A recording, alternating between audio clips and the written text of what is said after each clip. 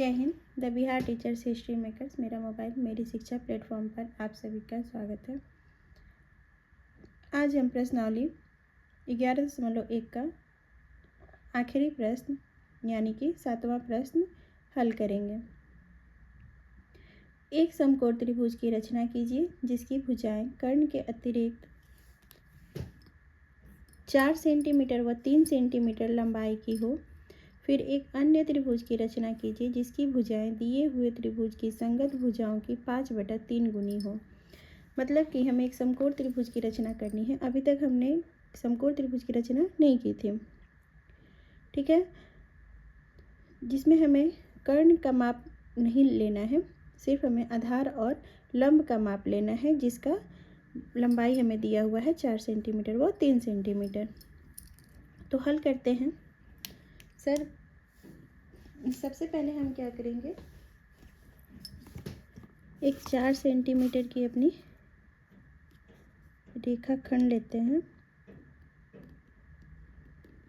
BC।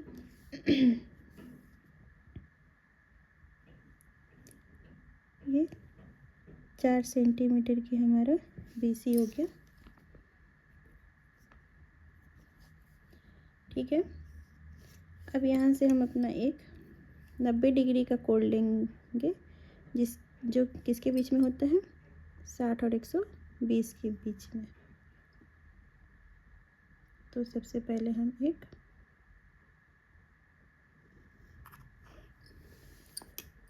चाप काटेंगे,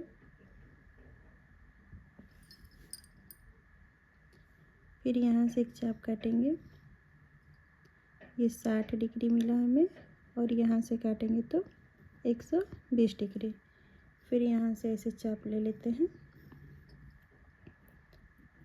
और यहाँ से कट कर देते हैं, तो हमें 90 डिग्री मिलेगा सीधा सीधा।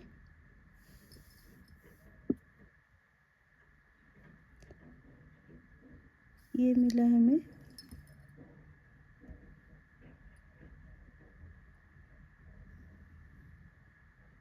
90 डिग्री का एंगल। इसे हम BY नाम दे देते हैं, ठीक है। अब क्या करेंगे, 3 सेंटीमीटर का एक चाप काट लेंगे,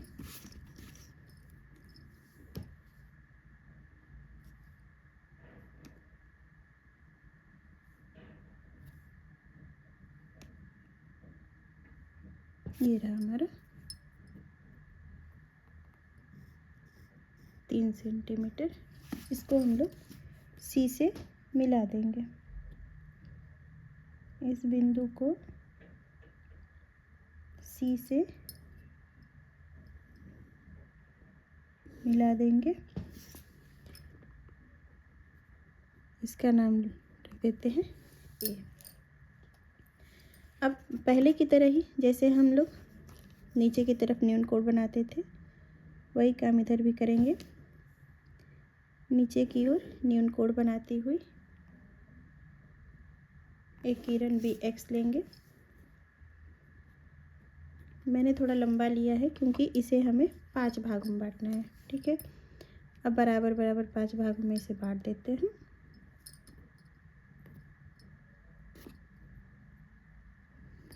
B1 B2 B3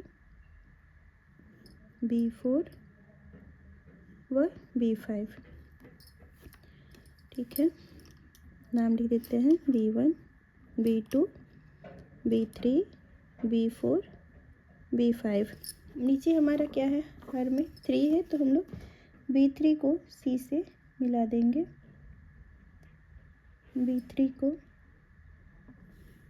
C से मिला देंगे, ठीक है। अब हम C को थोड़ा सा BC रेखाखंड को थोड़ा सा लंबा कर लेते हैं। अब ऊपर में हमारा 5 दिया हुआ है तो इसे हम B5 पे से समांतर रेखा काटेंगे। उसके लिए हम सबसे पहले B3 पे एक चाप काटेंगे, उसी माप का चाप हम लोग B5 पे काटेंगे, ठीक है। B3 वाले चाप का माप ले लेते हैं और वहीं से यहाँ पर भी हम लोग एक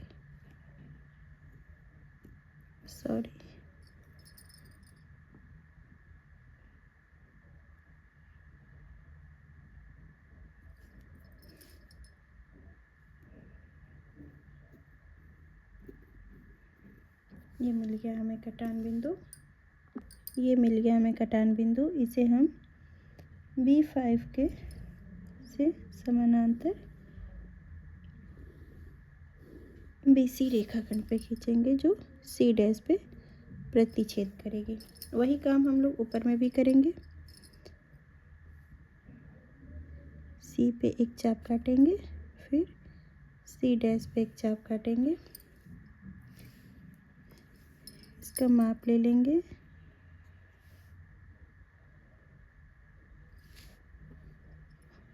उसी माप का यहाँ पे चाप काट देंगे और उसे हम लोग C डैश से मिलाते हुए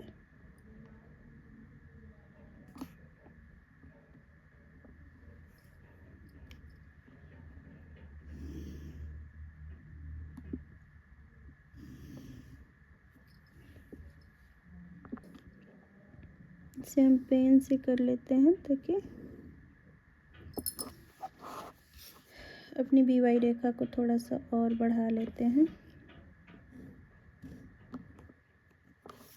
ये हमें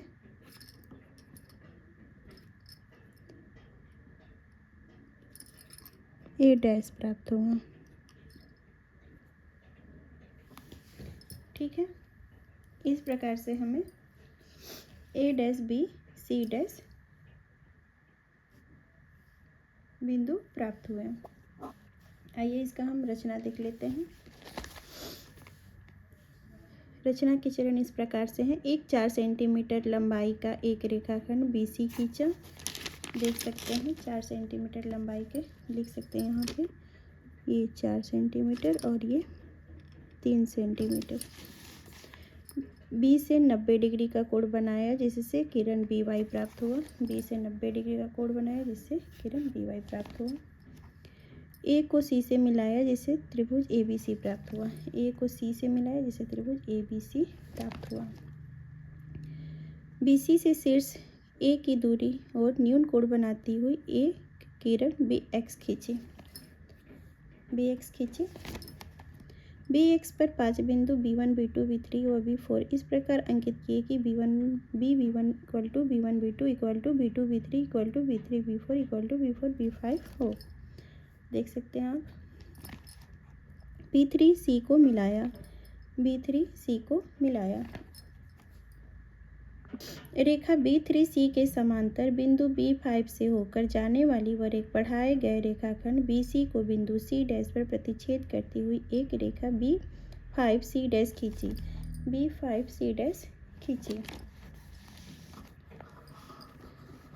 एक रेखा C A के समांतर बिंदु C डैश से होकर जाने वाली व बढ़ाए गए रेखाखंड BA को बिंदु A डैश पर प्रतिच्छेद करती हुई एक रेखा C डैश A डैश खींची। इस प्रकार अभिष्ट बिंदु A dash B C dash प्राप्त हुआ।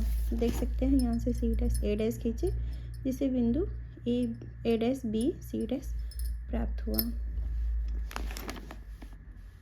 आई होप आप लोगों को आज का प्रश्न समझ में आया हो। Thank you.